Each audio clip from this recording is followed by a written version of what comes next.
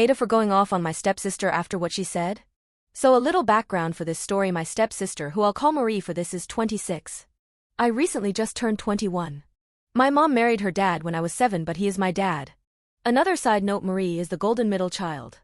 All she had to do was tell our dad she didn't want to do something, whether it was her chores for the day or something she was asked, and he would pass it to me or our oldest sister.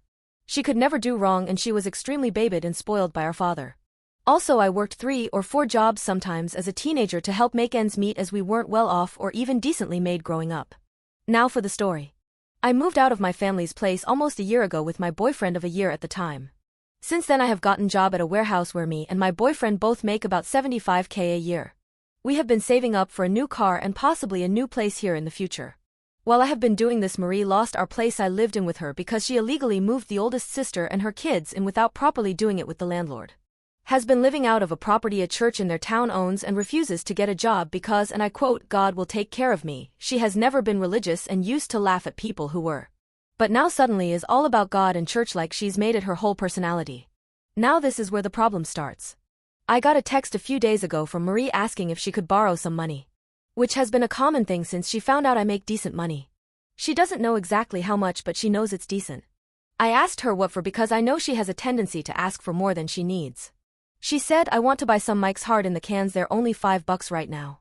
To which I responded with 3 laughing emojis and then said no. She got upset and asked why, and I said, "Because I'm not sending you money to go get drunk.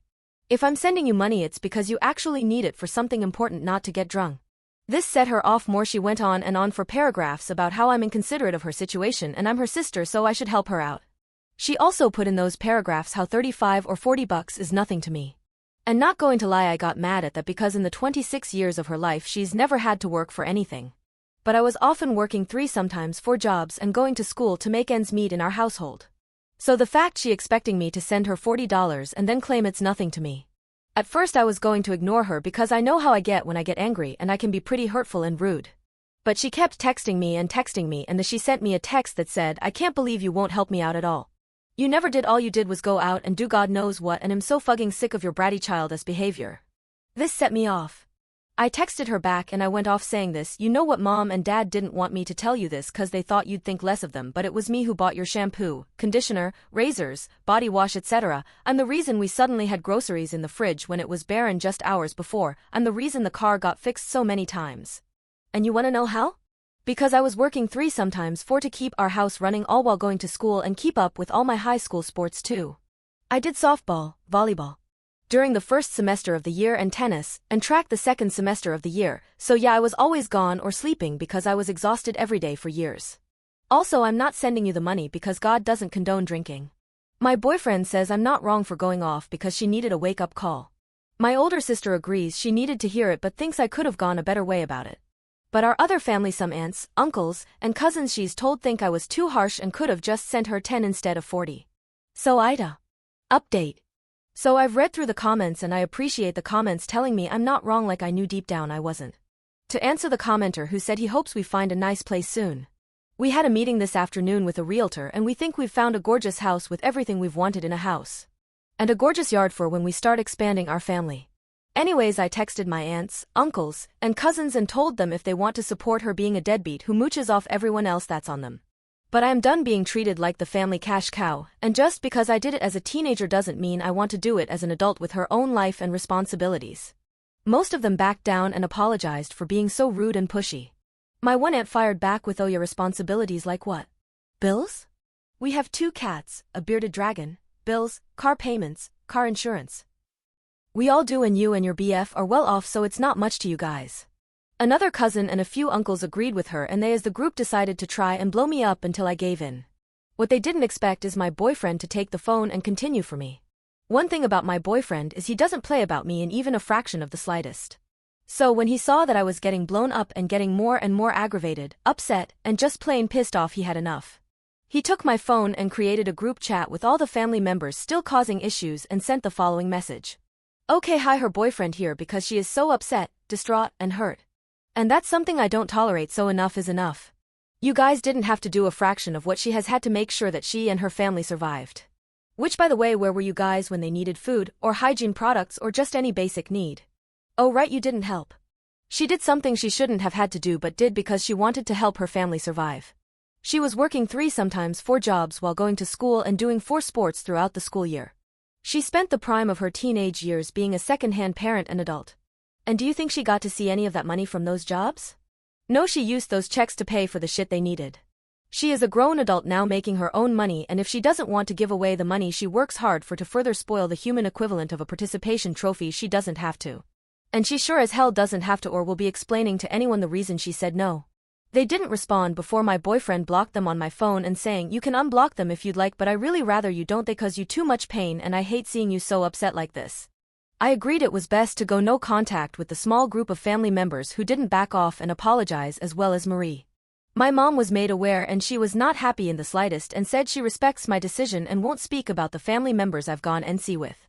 Update 2. This is not an update I wanted or planned on making, but more has happened.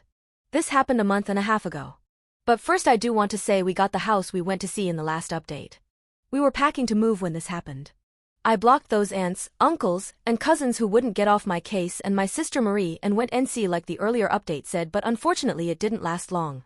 Marie showed up at my place while my boyfriend was gone. I was outside doing some yard work for the last time before we moved, so I didn't let her inside, mostly because I wasn't sure what she wanted, but I also wasn't trying to let her inside mostly my place as I didn't want her around me, let alone in my place, and her wreck it if she got mad because we'd have to pay for it. I asked what she wanted and she said, "Why are you making this such a big deal?" I asked for $35 to $40. It's not much to you, God, you make that in like what 2 or 3 hours at your job. And you blow up and block me and the family members trying to get you to see reason. I looked at her and said, "This is your problem, Marie. Dad spoiled you so much you don't even know what the real world is. God, you're so self-involved it's suffocating because you just have to suck the air out of every room you walk into. You think that 2 or 3 hours isn't a lot? Well, you're right. One thing, that's not a long time. However, it's a lot of work in just 1 hour, and I work 10 hours a day and work overtime. I have bills and responsibilities, something you don't know anything about. I have a life and things I want to do with it. And being a personal ATM for you is not on my bucket list. I've done my fair share for you." Marie responded with a scoff and said, "You're selfish and you are heartless for turning you cheek when your sister needs help." Then it was my turn to scoff, and then I said, "Help?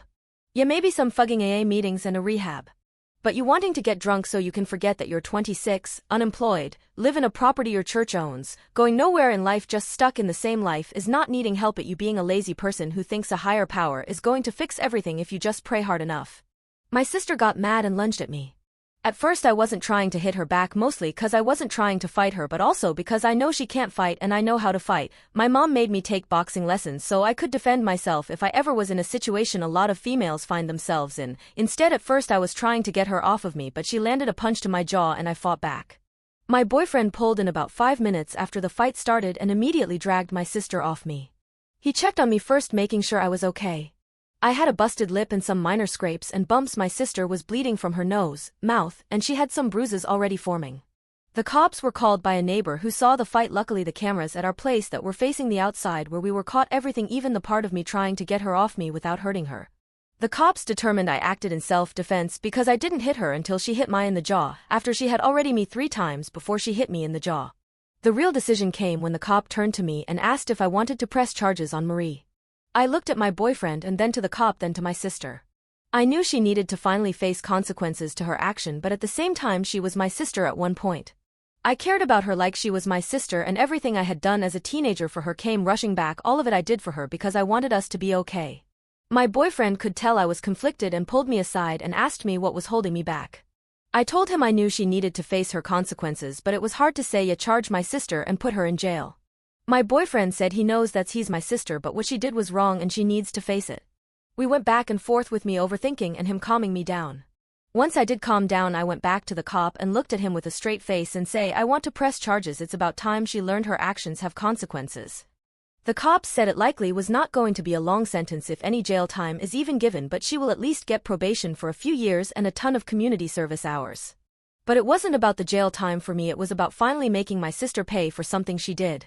She did spend 2 weeks in jail waiting for her court hearing and then got probation and community hours like the police officer had said.